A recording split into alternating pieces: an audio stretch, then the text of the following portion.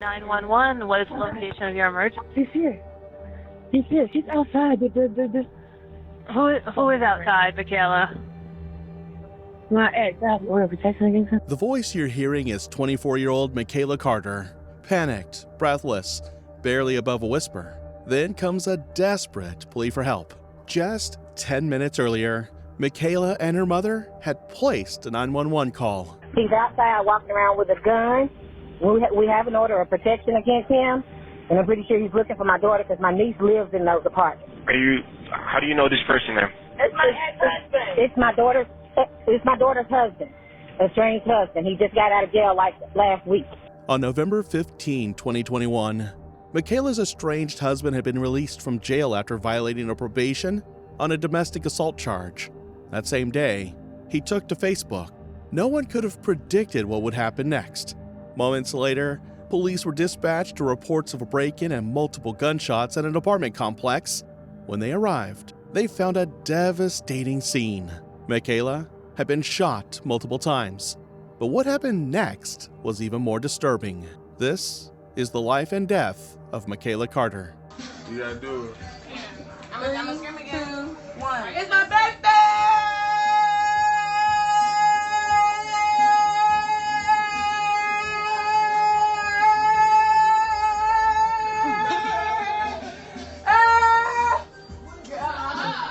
Michaela Jane Carter was born on November 23, 1996, in Bowling Green, Kentucky, to her mother, Kimberly Jones Mbuyi. She was the oldest of her siblings and often helped take care of them while growing up. When she was a teenager, the family moved to Antioch, a community just outside Nashville, Tennessee, where Michaela would build most of her life. She attended Antioch High School and quickly made a name for herself. She was fast on the track and passionate in the youth choir at Lake Providence Baptist Church. Friends said she had a natural presence, whether she was running at practice or singing on Sunday. People noticed her.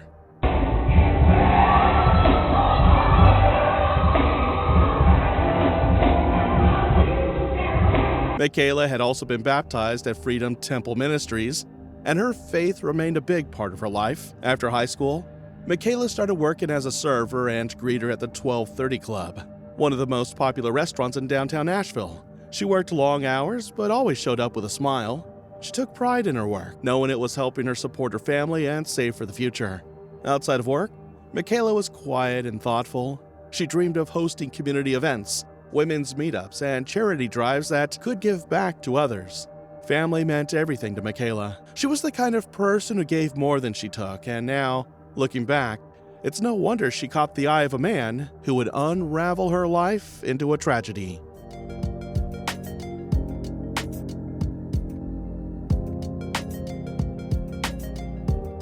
In 2007, Michaela met James J. Leggett while they were both students at the same high school in Antioch, Tennessee. At first, their connection seemed innocent. Michaela, always full of light and kindness, was drawn to Jay's attention and confidence. Hold on, what? What is that? No, what are you doing? He had a way of locking eyes with her that made her feel special, and she welcomed the affection. It wasn't long before they took it a step further. By 2010, they had officially began dating. To those watching from the outside, they looked like any typical teenage couple, smiling, laughing, and sometimes dancing together at school events or neighborhood parties. But it won't be long before Jay would reveal his true colors. Jay began showing signs of jealousy. He didn't like when Michaela talked to other guys. He became possessive. Michaela, young and in love, didn't always recognize the red flags. She thought it was just part of love, that maybe he was just being protective. At first, the controlling behavior came off as a concern, but over time, it started to wear on her. He would isolate her from some of her friends and get upset if she didn't respond to his messages quickly. Sometimes he'd show up unannounced, accusing her of things that weren't true. Michaela kept most of it to herself. She didn't want to worry her family or be seen as dramatic. She hoped things would get better, that maybe the sweet boy she first fell for was still there, underneath the anger. But what she didn't know then was that this relationship would turn into something far more dangerous. As the years passed, James' life took a darker path. Between 2013 and 2017, James had racked up several felony convictions, including drug possession, burglary, and robbery. These charges not only reflected a growing pattern of violence and instability, but also legally barred him from owning a firearm. In early 2020, police responded to a domestic violence call at the home of Marvin and Elizabeth Leggett, James's parents in Antioch, a quiet neighborhood in southeast Nashville. That day, Marvin and Elizabeth, both 60 years old, had been trying to remove James from their home.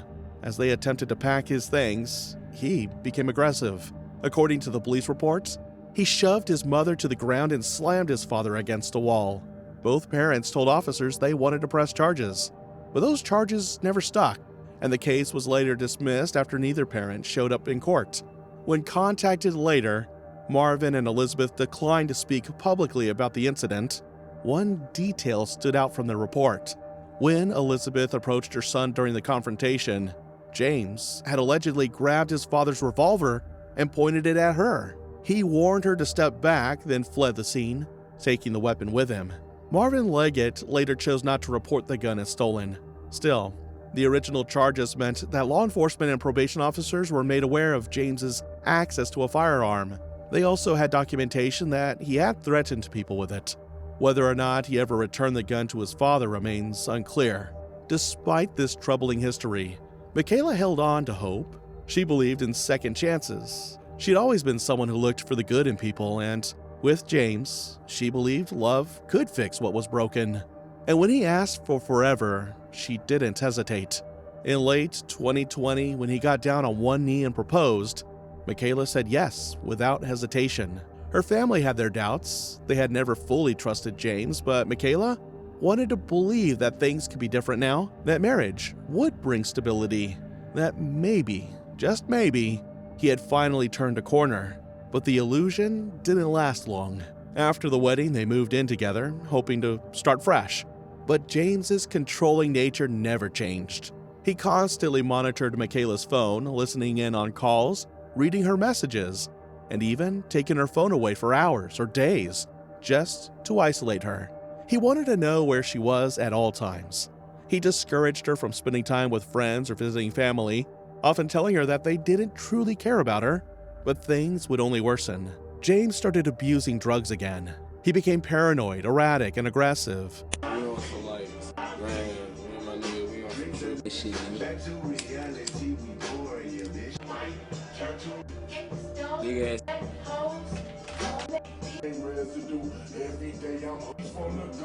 Michaela also discovered that he had been cheating on her, messaging other women behind her back, and the betrayal cut deep.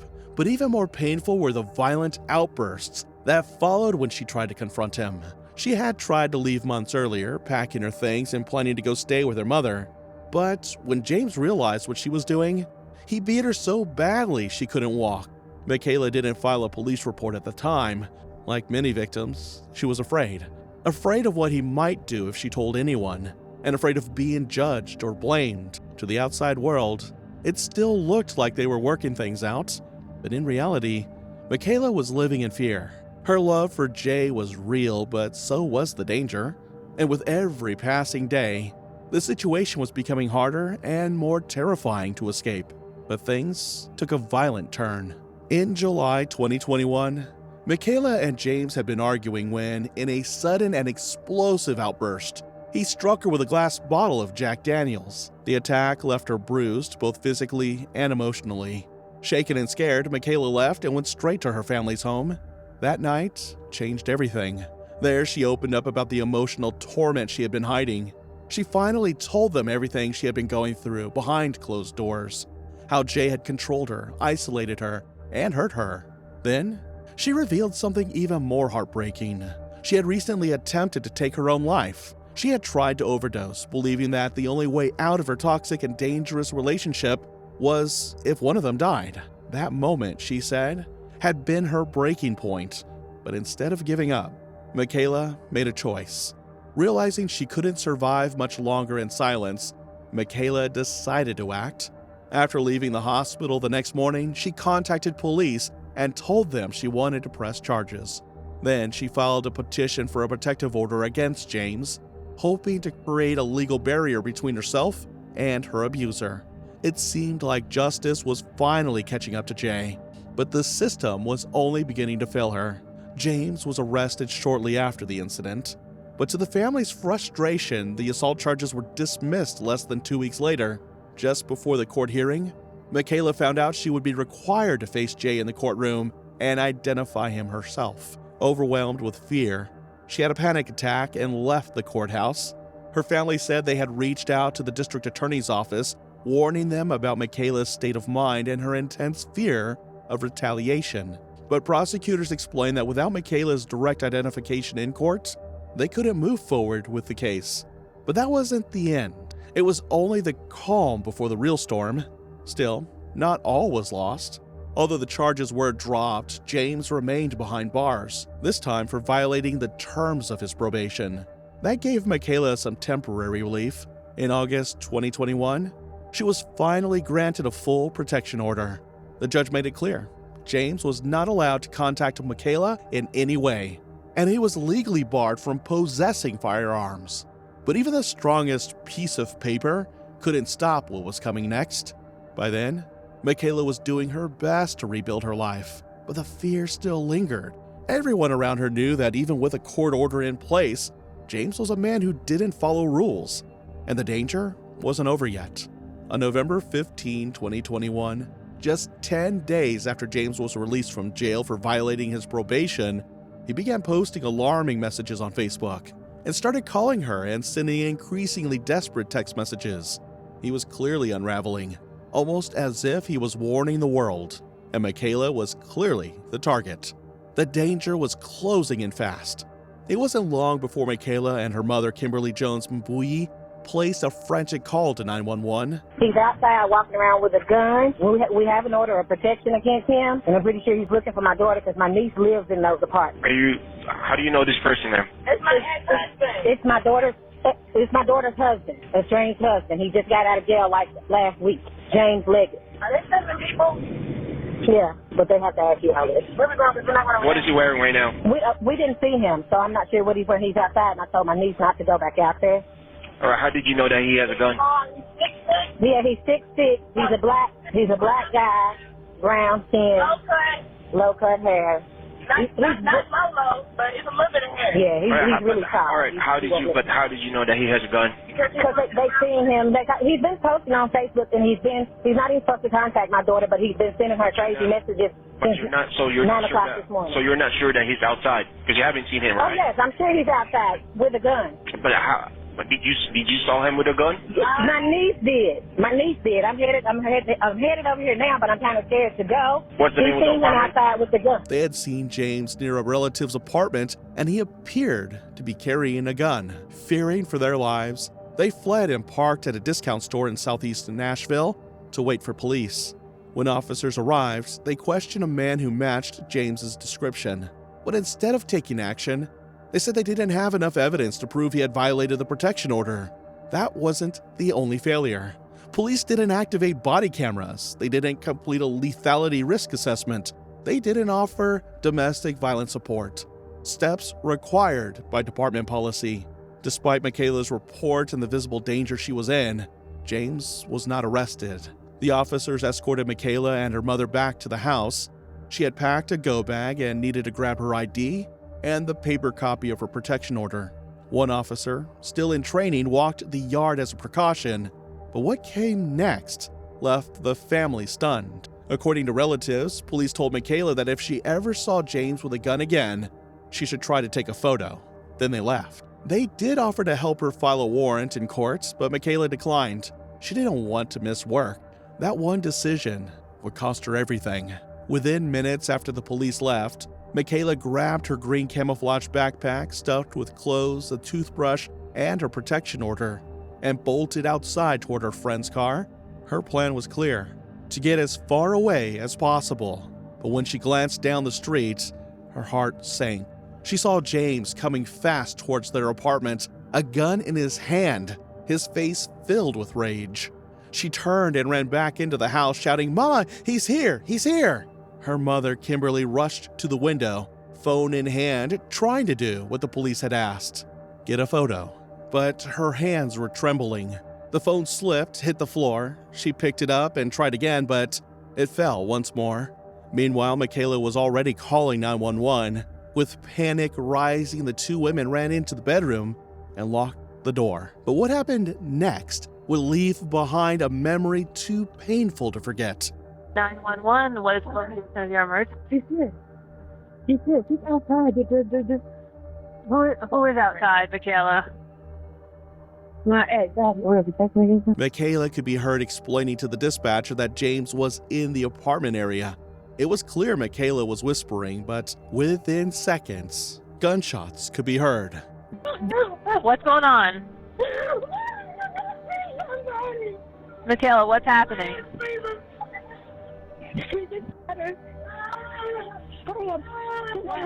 What happened? Where is she at? I can't tell, please. Help me, Lord. While Michaela was still on the phone with 911, James broke into the apartment and opened fire, shooting her multiple times before fleeing the scene. Paramedics responded quickly to the 911 call. Michaela was still alive when they found her, barely clinging to life. She was rushed to the hospital in critical condition, but despite efforts to save her, the injuries were too severe.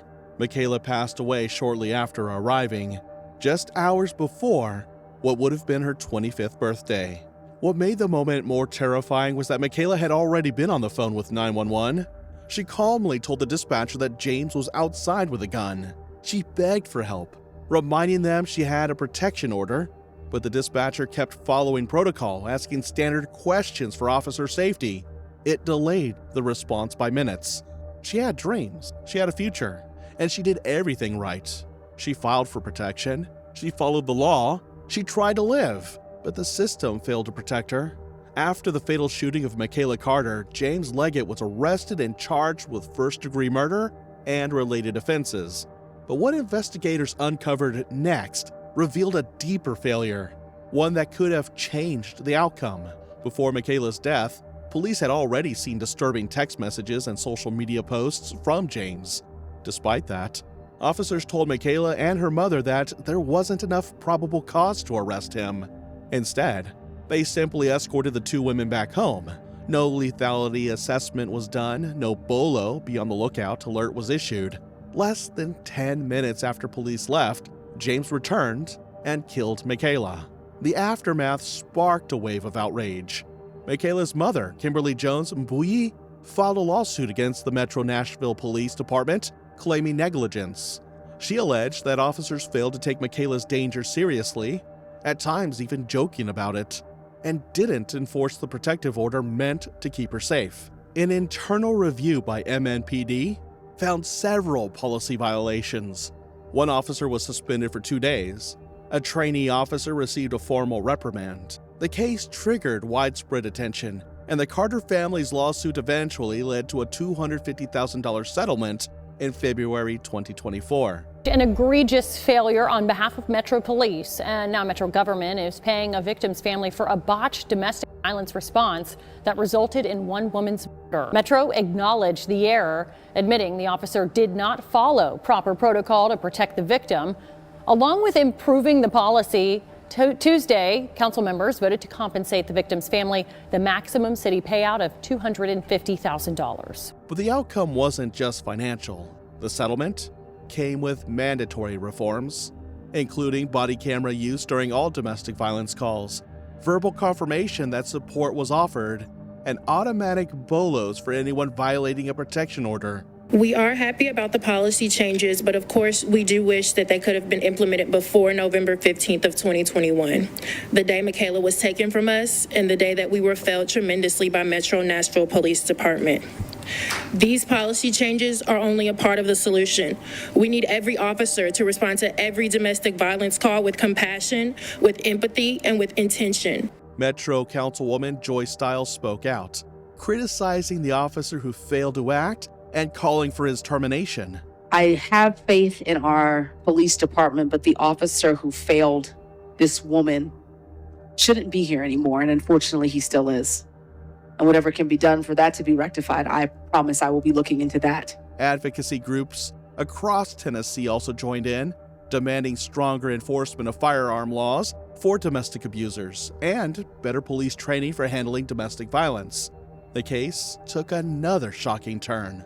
Remember the gun James took from his father and threatened his mother with? According to the police, it was the same gun he would use to kill Michaela. Despite a court order barring Leggett from having a firearm, he still got one and used it to commit the murder. A ProPublica and WPLN investigation revealed that nearly 40% of domestic violence homicides in Nashville involved offenders who were legally banned from owning guns.